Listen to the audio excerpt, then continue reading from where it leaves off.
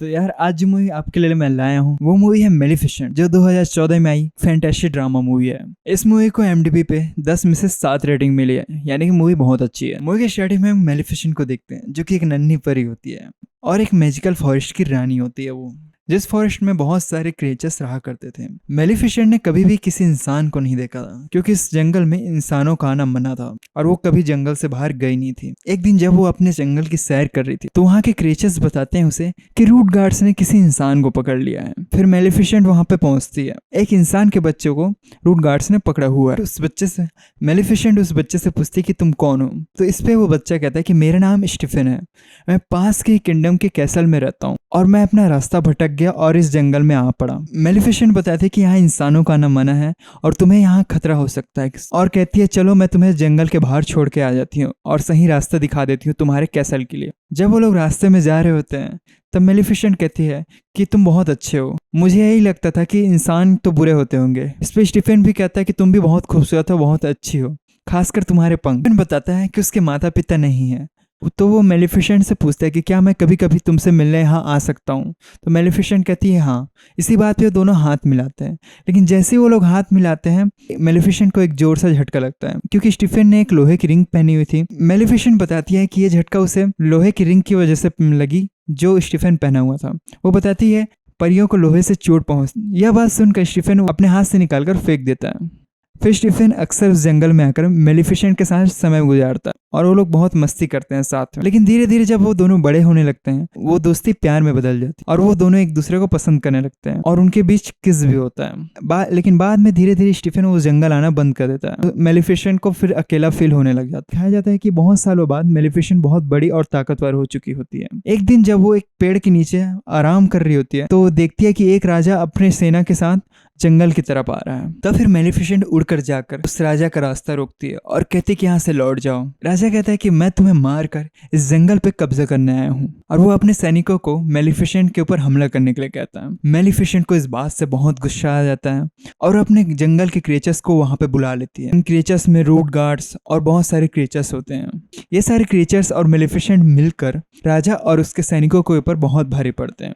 मेलिफिसेंट के पंख अब इतने मजबूत हो चुके थे, एक बार अपने पंख मारकर बहुत सारे सैनिकों को गिरा सकती थी। राजा और उसके सैनिक हार मानकर वहां से पीछे भाग जाते हैं और मेलिफिसेंट अपने रूट गार्ड्स और अपने सारे सैनिकों को धन्यवाद कहती है मदद के लिए, और उनका जंगल वहां पे बच जाता है। बहुत सालों बाद राजा की तबीयत खराब हो जाती है, लेकिन उस जंगल को कब्जा करने की चाह उनके मन से हटी नहीं होती। इसलिए उनके जितने भी करीबी योद्धा होते हैं उन्हें वो अपने पास बुलाते हैं और कहते हैं जो कोई भी मेलिफिसेंट को मार कर मेरे पास लाएगा वो इस किंगडम का अगला राजा होगा और मेरी बेटी से वो शादी कर सकता है। स्टीफन भी वही होता है। एक्चुअली में स्टीफन उस राजा का केयर टेकर होता है। वो ऑफर एक्चुअली में उन योद्धाओं के लिए, लेकिन स्टीफन भी सुन लेता है वो बात और उसके मन में लालच आ जाए। वो मेलिफिसेंट के पास जाता है और कहता है कि राजा तुम्हें मारने की कोशिश कर रहा है, तुम्हें ध्यान रखना पड़ेगा अपना। मेलिफिसेंट उससे प्यार करती थी, इसलिए उसके बातों पर भरोसा कर लेती है और वो दोनों आपस में बैठकर कुछ समय बिताने लगते हैं।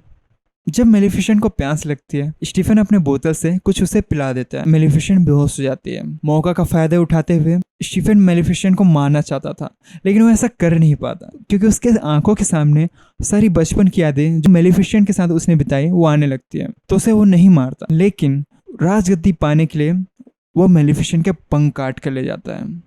जब मेलिफिसेंट सुबह उठती है उसे बहुत ज्यादा दर्द होता है और उससे भी ज्यादा उसे दुख होता है, क्योंकि वो अपने पंखों से बहुत प्यार करती थी। वो बहुत ज्यादा कमजोर हो जाती है, यहाँ तक वो खड़े नहीं हो सक रही होती है। इधर हम देखते हैं स्टीफन उन पंखों को ले जाकर राजा के पास रख देता है और राजा समझ जाता है कि स्टीफन ने मेलिफिसेंट को मार डाला और वादे के मुताबिक स्टीफन राजा बन जाता है। दूसरी ओर मेलिफिसेंट बहुत उदास थी क्योंकि उसके पंख उसके पास नहीं थे, अब वो उड़ नहीं सकती थी। एक दिन मेलिफिसेंट कहीं जा रही होती है और वो रास्ते में देखती है कि एक शिकारी एक कौवे को अपने जाल में फंसा लिया होता है और उसका मजाक उड़ा रहा होता है। मेलिफिसेंट अपने जादू की मदद से उस कौवे को एक इंसान में बदल देती है और वो शिकारी ये सब देखकर डरकर भाग जाता है। जब वो कौवा इंसान बन जाता है तो मेलिफिसेंट को बहुत बहुत शुक्रिया कहता है कि आपने मेरी जान बचाई, और अपना नाम डिवाल बताता है और कहता है कि आपने मेरी जान बचाई है, मैं जिंदगी भर के लिए आपका गुलाम हूँ। मेलिफिसेंट भी इस बात को मान जाती है और मेलिफिसेंट उसे अपने पास रख लेती है।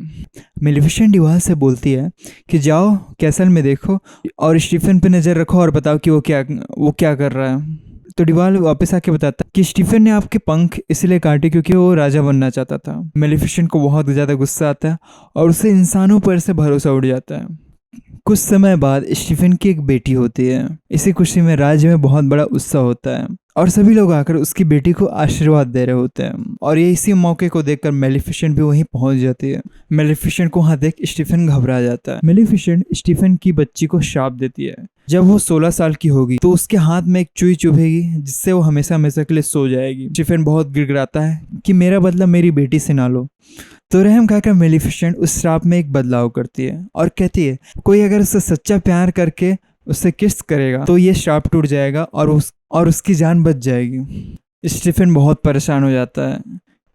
वो अपने राज्य की सारे चरखे जिनके ऊपर सुइयां थी सभी को तोड़ डालता है और एक कमरे में बंद कर देता है और 3 छोटी छोटी परियों को बोलता है कि तुम मेरी बेटी को यहाँ से लेकर चले जाओ। यहाँ अगर ये रहेगी तो ये श्राप सही हो जाएगा और जब ये 16 साल की हो जाएगी तो इसे ले आना, क्योंकि श्राप में मेलिफिसेंट ऐसे बोली थी कि 16 साल होने से पहले उसे एक चुई सुबेगी जिससे वो हमेशा हमेशा के लिए सो जाएगी। अगर वो 16 साल के बाद यहाँ पे आएगी तो ऐसा कुछ नहीं होगा। वो तीनों परियां ऐसे ही करती है। वो जंगल में एक छोटे से घर में ले जाकर उस बच्ची का ख्याल रखने लगती है। उस बच्ची का नाम अरोरा होता है, लेकिन मेलिफिसेंट डिवाल की मदद से अरोरा का पता लगा लेती है और उसे देखने आती है और उसे डराने की कोशिश करती है, लेकिन अरोरा डरने के अलावा उससे देखकर हंसने लगती है, मुस्कुराने लगती है और यहाँ से मेलिफिसेंट का दिल उस बच्ची के लिए पिघलना शुरू हो जाता है, क्योंकि मेलिफिसेंट कोई बुरी नहीं थी। अपने गुस्से में आकर उसने बच्ची को ऐसा श्राप दिया था स्टीफन से बदला लेने के लिए। जिन 3 परियों को स्टीफन ने अरोरा का ख्याल रखने के लिए कहा था वो तो बहुत ज्यादा केयरलेस, उन्हें तो ये भी नहीं पता था कि बच्ची को खिलाना क्या है। अरोरा भूख से रोने लग जाती थी। डिवाल उसके लिए कुछ खाने के लिए ले आता था और उसे चुप कराता था। समय बीतता गया, अरोरा चलना सीख जाती है और एक दिन ये लोग जब बाहर बैठे होते हैं ये बेवकूफ परियां आपस में लड़ने लग जाती है और अरोरा एक तितली के पीछे भागते भागते खाई से गिरने वाली होती है, लेकिन मेलिफिसेंट अपने जादू की मदद से उसे बचा लेती है। डिवाल ये सब देख के चौंक जाता है क्योंकि मेलिफिसेंट ने तो उसे श्राप दिया था तो उसने बचाया क्यों उसे। एक दिन अरोरा ऐसे ही घूमते घूमते मेलिफिसेंट से मिल पड़ती है। मेलिफिसेंट कहती है मुझे बच्चे पसंद नहीं, तुम यहाँ से जाओ, लेकिन अरोरा उसके सींगों से खेलने लग जाती है और अरोरा नोटिस करती है कि जंगल को चारों तरफ से किसी ने घेर के रखा हुआ है और वो भी जंगल से बाहर नहीं जा पाती। एक रात उसे महसूस होता है कि उसे कोई देख रहा होता है, तो वो कहती है कि आप बाहर आ जाइए, मैं आपको जानती हूँ। जब मेलिफिसेंट बाहर आती है तो वो खुश हो जाती है और वो कहती है कि आप वही हो ना जिसने बचपन से मेरा ख्याल रखा हुआ है। और अरोरा मेलिफिसेंट के कौवे को भी पहचान लेती है। उसे कहते हैं हाय छोटे पंछी। तभी डिवाल एक इंसान के रूप में बदल जाता है और उसको हाय बोलता है। मेलिफिसेंट को ये सब चीज बहुत अजीब लगता है क्योंकि उसे उम्मीद नहीं होती कि जिस बच्ची को उसने श्राप दिया है मौत की वो उसे देखकर इतनी खुश होगी और उसे इतना पसंद करेगी। क्योंकि मेलिफिसेंट जानती थी कि अरोरा के पास ज्यादा दिन नहीं बचे, तो अक्सर उसे रात को जादुई जंगल पे सैर के लिए ले जाया करती थी और वो चाहती है कि अरोरा को ये श्राप कभी ना लगे। तो वो अपने श्राप को तोड़ने की कोशिश करती है, लेकिन वो टूट नहीं पाता क्योंकि श्राप देते वक्त उसने कहा था कि दुनिया की कोई भी शक्ति ये श्राप को बदल ना सके। लेकिन श्राप नहीं टूट पाता और मेलिफिसेंट बहुत दुखी हो जाती है क्योंकि अरोरा का 16वां बर्थडे आने ही वाला होता है। एक ही रास्ता मेलिफिसेंट के पास बचता है कि अरोरा को उसका सच्चा प्यार मिल जाए और उनके बीच एक किस हो जाए जिससे कि ये श्राप टूट जाए।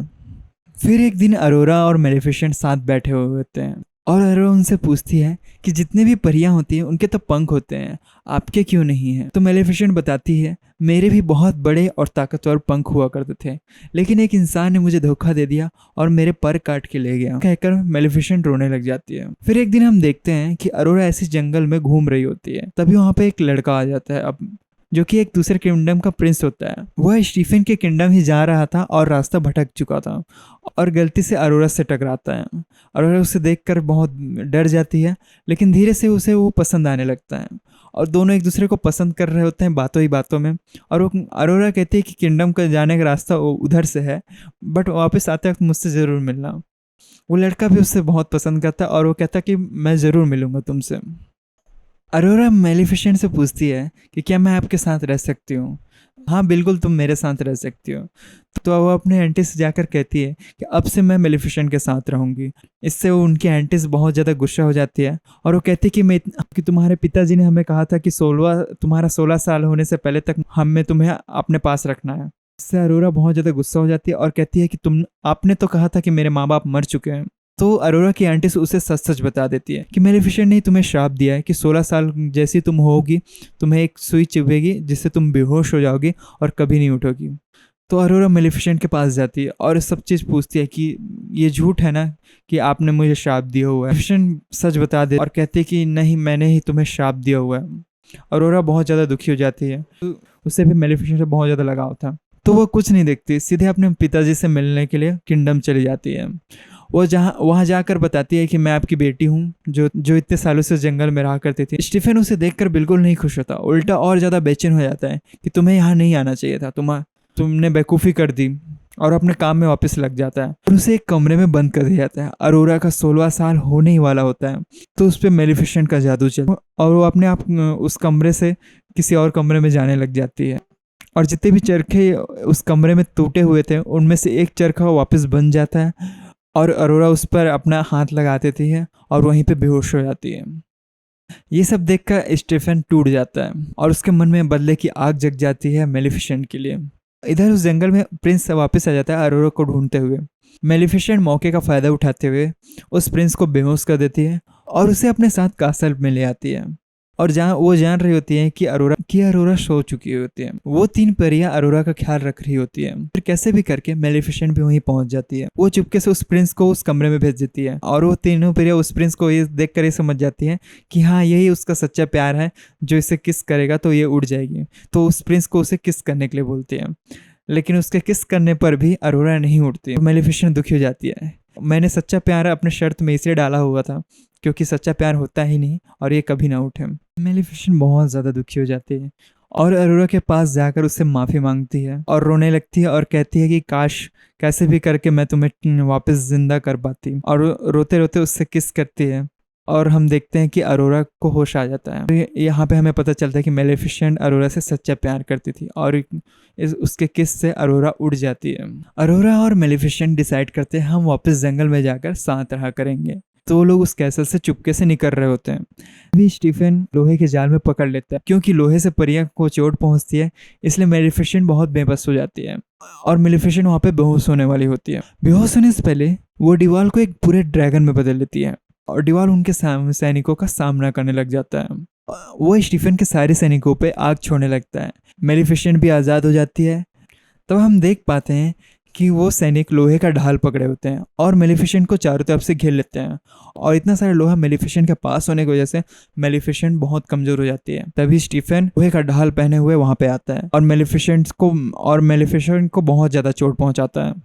इधर हम देखते हैं कि अरोरा को मेलेफिसेंट वहाँ से भागने के लिए कही हो, तो वो भागते भागते एक कमरे में जाती है जहाँ पर वो देखती है कि मेलेफिसेंट के पंख बंधे वहाँ पे पड़े होते हैं। एक कांच के अंदर मेलेफिसेंट के पंख होते हैं। समझ जाते हैं कि ये पंख मेलेफिसेंट के ही हैं क्योंकि मेलेफिसेंट उस कासल में ही थी। वो पंख भी हिल रहे होते हैं और उन पंख में अभी भी मेलेफिसेंट की जान होती है।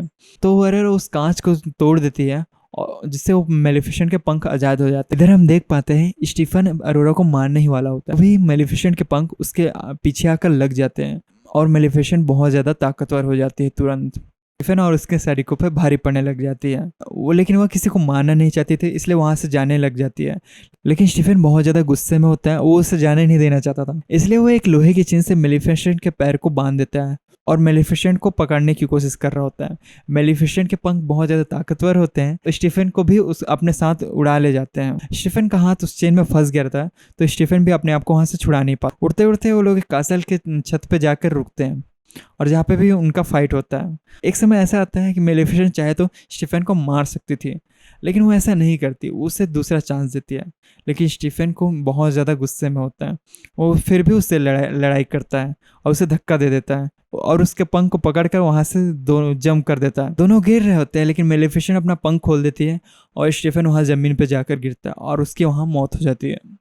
अरोरा और मेलेफिसेंट वापस जंगल में आ जाते हैं। मेलेफिसेंट जंगल के चारों ओर जो बॉर्डर बनाई होती है उसे हटा देती है और जंगल फिर से हरा भरा होने लग जाता है। और मेलेफिसेंट अरोरा को जंगल की क्वीन बना देती है, जिससे वहाँ के सारे केसेस बहुत खुश होते हैं। और लास्ट में दिखाया जाता है कि मेलेफिसेंट अपने पंखों के साथ वापस से डिवॉल के साथ उस जंगलों में खुशी खुशी उड़ने लग जाती है और मूवी यहीं पे एंड हो जाता है।